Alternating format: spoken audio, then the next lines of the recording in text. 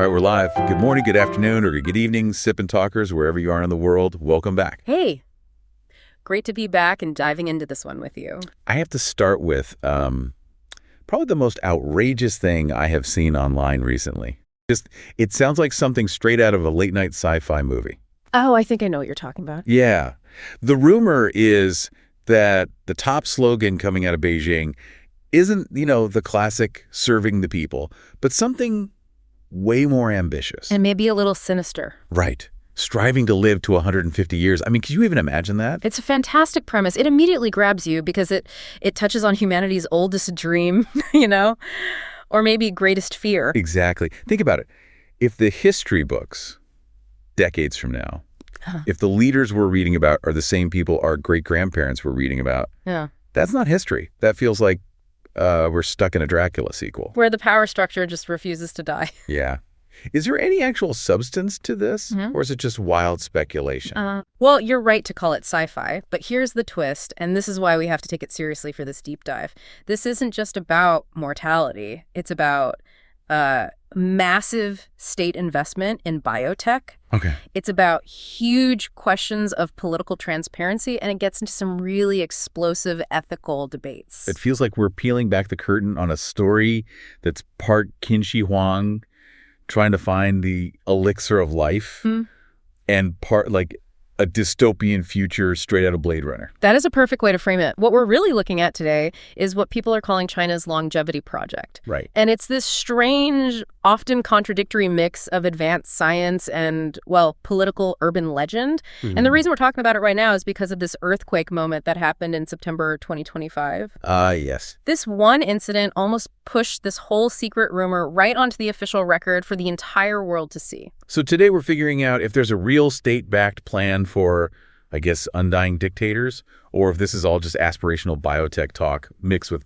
a ton of conspiracy theory. That's our mission for you today. We are going to do a full breakdown of these rumors, separating the official public health goals from the secretive elite stuff.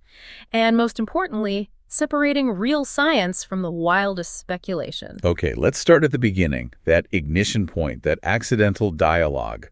Let's unpack it, because this moment is the foundation for everything that came after. We're talking September 3rd, 2025. Right. We have to set the scene. This is Beijing. It's a huge, very highly choreographed military parade for the 80th anniversary of the end of World War II. A huge political display. It's all about projecting power, projecting stability on a global stage. The optics were completely controlled. The key figures here were, of course, the Chinese leader and the Russian leader who was there for the event. But then you get the classic accident of journalism. As the leaders were walking toward the reviewing stand on the Tiananmen Gate Tower, an interpreter's microphone was just left on. A hot mic. Yeah. The worst nightmare for their media teams. The absolute worst. And state media, CCTV, was broadcasting this live. So for a moment, this private exchange got picked up and then reported by Reuters, France 24, all the major outlets. And the conversation itself, even though it was casual, was so revealing. The Chinese leader kicked it off by looking back at history. And this opening was so key. He apparently used an old Chinese saying about how life used to be short, and then he contrasted it. He said something like, it used to be said that it is rare to live to 70 from ancient times, but now it seems 70 is still just a child. Wow. Okay, so that's not small talk. Not at all. That's setting the stage for talking about radical longevity. He's basically saying the old rules for full life are just. They're gone. And then the Russian leader's response, through his interpreter, just launches it into another stratosphere. He escalates it immediately. He links this idea directly to technology. He talks about the rapid pace of biotechnology, specifically mentioning continuous organ transplants. And then he goes even further into really speculative territory. The possibility of becoming younger and even achieving immortality. Immortality. I could just imagine the producers in the control room having a collective heart attack right then. Oh, absolutely. And then the Chinese leader sort of brings it back to a specific number, a prediction. Right. He reportedly finished by saying, some predict that in this century, humans may live to 150 years old. Now, this detail is crucial. Because he's quoting a prediction, not making a promise. Exactly. The reports all stressed he was referencing some predictions. It wasn't a policy pledge. It wasn't a scientific claim from him. But the damage was done. Of course. because the distinction between a quote and a policy just gets lost the second those words are out there, especially from that level of power. What it did was confirm, undeniably, that two of the world's most powerful men are actively thinking about and discussing extreme longevity as, like, an achievable thing. A real goal. And the media handling right after tells you everything. CCTV yanked the live signal almost instantly, and while the agencies reported on it, Reuters later pulled the actual footage. Which just makes it look even more like they're trying to hide something. A real effort to stuff that genie back in the bottle. You can't, though, not in the internet age, and the public reaction in China tells that story. What happened? It was explosive. Reports showed that searches on WeChat for the phrase 150 years old surged by, get this, 9,650% on that day alone. Whoa. That's not just curiosity. That means the public was already thinking about this. Exactly. It shows there were already rumors. And that hot mic comment just instantly connected those whispers to high-level interest. It was a massive confirmation event. It basically lifted the whole topic out of internet folklore and dropped it right into the political spotlight. Forcing us to look at the difference between, the national public health strategy for everybody and this secret elite ambition for a few. Okay, so that hot mic moment really was the ignition switch. Now we have to separate these two very different parts of the longevity project. On one side, you get the official public-facing stuff. And on the other, this shadow narrative of elite privilege. And this separation is so critical. Let's start with the official story, which is, it's huge. It involves enormous state resources. This is the National Health Commission state media talking about what they call the longevity era. Exactly. And the core goal here seems pretty pragmatic. They want to increase the national average life expectancy to 80 years by 2030. It's currently around 79. So this is, on the surface, about collective welfare. Improving public health for everyone. Right. And it's tied very heavily to their economic strategy. China is facing a huge demographic challenge with its aging population, just like a lot of other countries. So this is their way to tackle that and create what they're calling a trillion-level silver economy. Mm-hmm. An aging population creates massive demand, and the state wants to capture that market. And we're not just talking about, nursing homes. Right, this is much bigger. Way bigger. It's advanced pharmaceuticals, AI-enabled health monitoring, personalized diagnostics, smart home tech for the elderly. The 2025 Susemiel Longevity Forum was all about this. It's transparent, it's beneficial, and it's aimed at the whole population. And it also means a ton of investment in scientific research that helps everyone. Absolutely.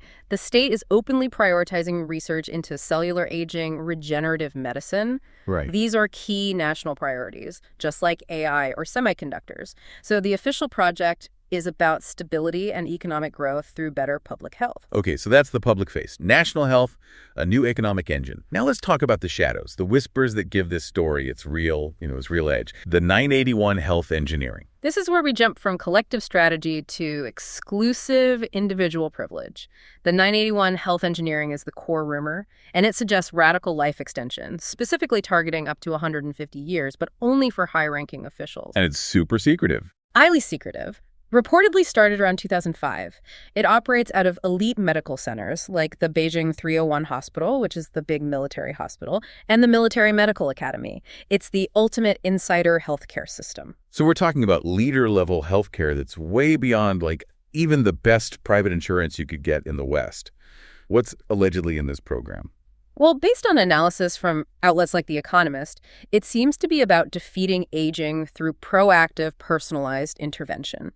It has 3 main features. Okay. First, hyper-preventative medicine, so 247 personalized health monitoring.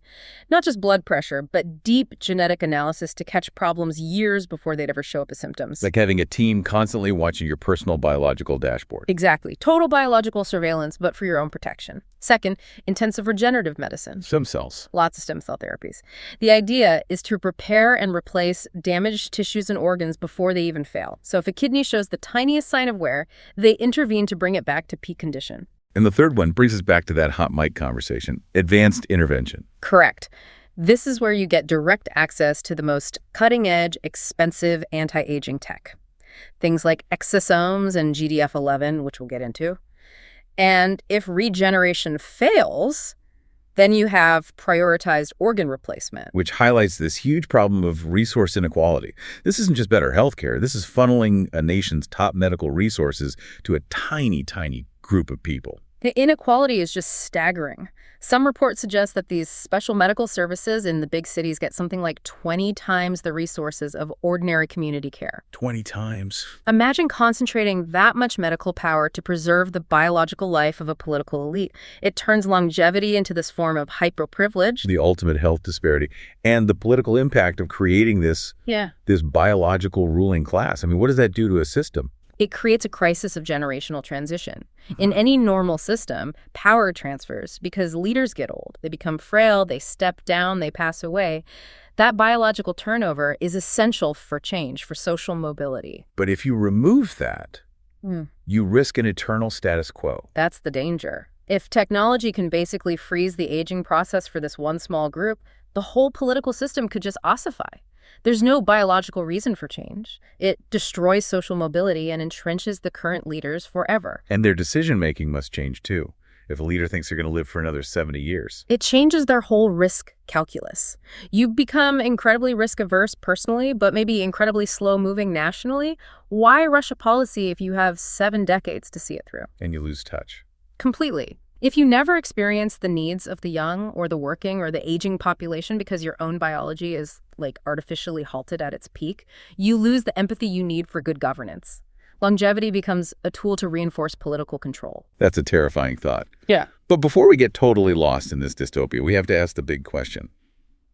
Is living to 150 even possible? Like, where is the real science on this? That is the critical pivot point. And if you look at the scientific consensus from journals like Nature Communications, there is an acknowledgement that the theoretical limit for human resilience. How long our bodies could last if we fixed everything else. Right. It might be somewhere between 120 and 150 years. So the number isn't just pulled out of thin air. It isn't, but the reality check is harsh. We've hit a wall. The verified record is still 122 years. No one has reliably passed that. Getting to 150 requires overcoming fundamental biology, not just, curing cancer. Right. I always joke that to hit 150, these leaders have to defeat their political opponents and the second law of thermodynamics.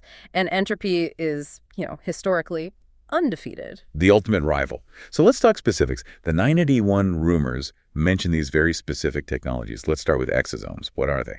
Exosomes are one of the most exciting areas in regenerative medicine. Think of them as your cell's tiny FedEx packages. Oh. They're these little vesicles that cells secrete. They carry cargo proteins, RNA, and they travel around the body to repair tissues and promote regeneration. They're the messengers of cellular repair. The rumors around them are pretty dramatic, though. High concentration injections restore youth in 2 weeks.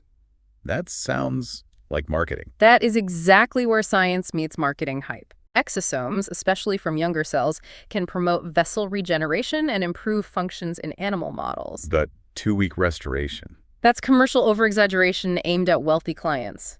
These therapies exist for things like joint repair, even erectile dysfunction, and they're incredibly expensive. But the human clinical trials are focused on safety and specific effects, not some instant fountain of youth. So the potential is there for targeted repair, but we're not reversing aging overnight. What about the famous youth factor, GDF11? GDF11 is fascinating. It's a protein that's super abundant in young blood, but it declines dramatically as we age. And this is what inspired all that young blood research, based on a technique called parabiosis. Oh, this is the one where they connect 2 organisms. It sounds pretty intense. It is intense. The big work came out of Harvard and Stanford around 2013, 2014. And parabiosis is literally surgically connecting the circulatory systems of an old mouse and a young mouse so they share blood. Wait, they actually sew 2 mice together? Yeah, it sounds a bit Frankenstein, I know.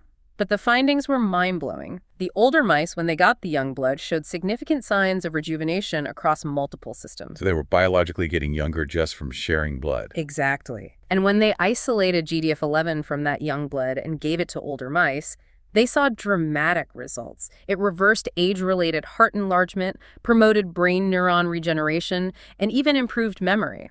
That's incredible. So why isn't there a GDF11 drug that makes everyone younger? What's the catch? The obstacles are huge. First, you can't do parabiosis on humans, obviously. And second, GDF11 is a really complex protein. Just injecting it can have unintended effects, like maybe even accelerating certain cancers. Oh, okay. So companies are working on drugs that target the GDF11 pathway for things like Alzheimer's, but it has to be done very, very carefully. It's not a simple injection. That makes sense. The science is there, but the safe delivery method is the problem. Okay, quickly, what about senolytics? The zombie cell clearance. Right. Senescent cells or zombie cells, they're a huge driver of aging. There are cells that have stopped dividing because of stress or damage, but they refuse to die. They just hang around causing problems. Exactly. They just hang around screaming inflammatory signals and poisoning the local tissue environment. So senolytic drugs, like PCC1, which has been linked to Chinese biotech firms, are designed to clear these zombie cells out. And it works in mice. It's been shown to extend both lifespan and, more importantly, health span in mice. It's one of the most promising areas for extending quality of life. Okay, now let's get to the study that seems to tie some of this together. The Nanjing University mouse study from 2024. This is a vital piece of recent evidence, because what the researchers did was they essentially used a concentrated, safer version of young blood. They extracted small, extracellular vesicles, or SEVs, which are basically clean, concentrated exosomes from young mouse plasma. And they injected these into old mice. Yep. Weekly injections into 20-month-old male mice. That's about the equivalent of a 70-year-old human. And the results were stunning, right? Yeah. This is what gives some real data to the longevity claims. They absolutely were. The median lifespan of the mice getting the treatment was extended from 840 days to over 1,000 days. That's a 22.7% increase. Wow. They also saw a big extension in maximum lifespan, plus better mitochondrial function, late inflammation, better cognitive function. It was systemic improvement. A 22% gain is not marginal. That's a huge leap. So this study really confirms the underlying science is real. It confirms the potential. But the challenge is translating this to humans. You're going from genetically identical mice to diverse humans, finding safe, ethical donor sources, figuring out dosage over decades. The hurdles are immense. So to sum up the science, the 150-year goal is still theoretical, but the technologies that are rumored to be in this elite program, they're rooted in real cutting-edge science. That's my takeaway. Even if we solve organ replacement, even if we defeat most age-related diseases, which is a massive if, current science suggests that the brain's own decay, the slow collapse of cognitive function, that remains the ultimate limiter. You can replace all the parts of the house, but if the operating system crashes, it's over. That is a crucial distinction. Okay, now we have to turn to the darkest, most serious part of this whole discussion, the ethical black box. This is where this pursuit of elite longevity could collide with, well, fundamental human rights. It's a necessary transition because the second you shift from talking about cellular repair to organ replacement, the ethics get incredibly politicized. And we have to report objectively on the really disturbing allegations that surround this. Let's link it back to the hot mic moment. The Russian leader specifically said, organs can be continuously transplanted. That puts the whole issue of organ supply right under the microscope. It does. And this is where you see this huge paradox in the official story. China officially says it has a completely voluntary organ donation system. Right. But international medical observers, including publications like The Lancet, have consistently questioned the data and specifically the speed of organ matching. The speed has always been the red flag, hasn't it? I mean, in the U.S. or Europe, waiting for a heart or a kidney can take years. Years. But historically, reports have suggested wait times in China as short as 1 to 2 weeks for a perfectly matched organ. And it's nearly impossible to achieve with a truly voluntary, random matching system. It suggests the supply is being driven by demand, not the other way around. It suggests an institutional system of supply. And if a program like the rumored 981 engineering is real and it aims for 150 years through replacement, well, that program depends on a vast, guaranteed, on-demand supply chain of healthy organs. And that's the ethical nightmare scenario. It is. If elite technology relies on instant organ availability, it risks turning the human body into a parts warehouse for the political elite. And that just catastrophically contradicts the public ethics of a community of shared future for mankind that these same leaders talk about. Now, we have to address the most serious allegations that have been around for years, supported by numerous international reports. Yeah. Forced organ harvesting. This is a heavy topic, and we approach it by reporting on the claims made by international organizations, groups like Human Rights Watch, UN rapporteurs, other investigation bodies. They've estimated the Chinese organ transplant industry is worth a staggering $9 to $10 billion a year. And the allegations are very specific about where that supply chain comes from. They are. The allegations consistently assert that the primary source of organs is from unwilling minority and persecuted groups. Falun Gong practitioners, Uyghurs, Tibetans, Christians. Oh, man. The accusation is that these individuals are subject to on-demand killing to maintain those short wait times. These claims are supported by investigation reports and defector testimonies, though the Chinese government vehemently denies all of it. And when you connect those shocking allegations back to the 9-1 engineering rumors, the implication is just. The accusation is that an elite longevity project, which would require the absolute lowest possible rejection risk, would rely specifically on young, healthy organs, sometimes allegedly sourced from these unwilling groups. It suggests that the quest for biological extension for a select few could rely on the coerced premature death of others. That just changes the entire conversation. It's not about scientific advancement anymore. It's a terrifying ethical failure. If those allegations are true, then living to 150 would be built on what international bodies might call crimes against humanity. It raises the stakes to the highest possible level. When you look at the resources being poured into extending life for a few, and you juxtapose that with these widely reported allegations, it forces you to confront the highest stakes of power and ethics. The lack of transparency just fuels the darkest conclusions. This has been so complex. We've gone from mouse studies to global billion-dollar ethical crises. To give you, the listener, the full picture, we need to try and balance these two competing narratives. Right. You have to acknowledge both the potential and the darkness. We can frame it as a choice between the red envelope of progress and the red flag of warning. Okay. On the positive developmental side, this could be an anti-aging revolution. If China really commits these massive resources and has a breakthrough in biopharma, they could potentially help solve the global aging crisis. If that tech eventually becomes available to everyone, that's a huge benefit for humanity. That's the hopeful, ideal scenario. But the skeptic's view is much, much darker. The negative narrative calls it a new Qin Shi Huang dream. It's the risk when the pursuit of individual immortality combines with authoritarian power. You get undying dictators, unaccountable power that never gives up control. And if the means to get there involve illicit activities, it's an ethical disaster. It's so striking, the historical parallels. We look back at ancient emperors trying to live forever by drinking mercury, and we call it superstition. Exactly. And yet modern leaders are pursuing the same goal, driven by the same fear of death. They've just replaced the mercury and the elixirs with advanced biotechnology, stem cells, exosomes, incredibly expensive interventions. The core driver is still that fear.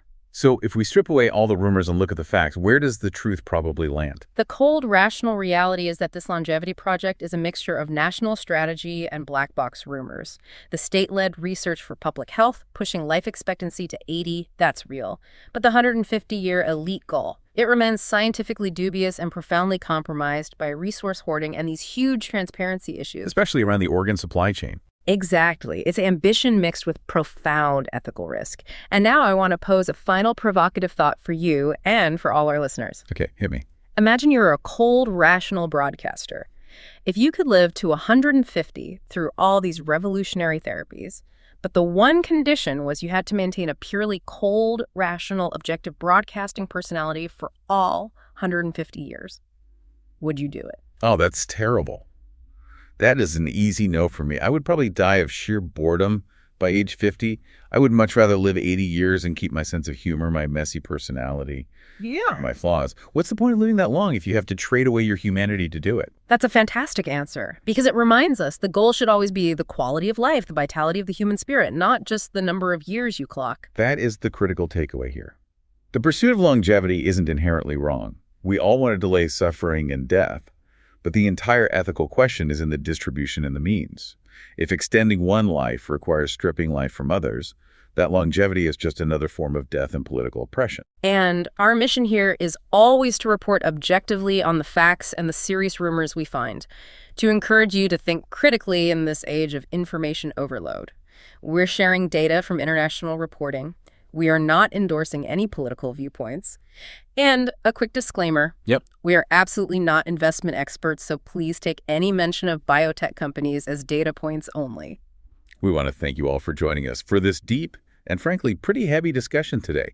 It is so vital to explore these convergences of science, power, and ethics. A warm sign-off from me as well. We're thrilled you took this journey with us. Please remember to subscribe to the Sip&Talk podcast wherever you listen. And hey, check out our old friend Mickey's YouTube channel, Mickeytolife, for some fun memes and the latest travel vlogs. We'll see you next time.